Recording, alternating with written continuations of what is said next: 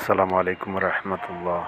প্রত্যেকটা জীব প্রাণী এবং প্রত্যেকটা মানুষের এবং প্রাণীদের রিজিকের মালিক মহান আল্লাহ তাআলা। তাই আমরা সবাই একে অপরের সাথে ভালো ব্যবহার করব এবং ঠিকঠাক মতো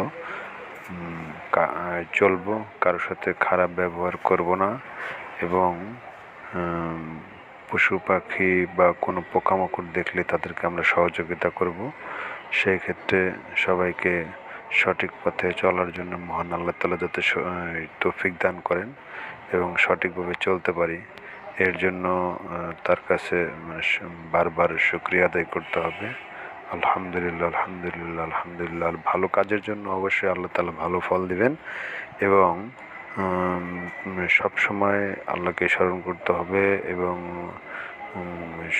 বেশি বেশি ইস্তেগফার পড়তে হবে, যাতে আমাদের অতীতে যত গুনাহ খাতা আছে সেগুলা ক্ষমা করে দেন।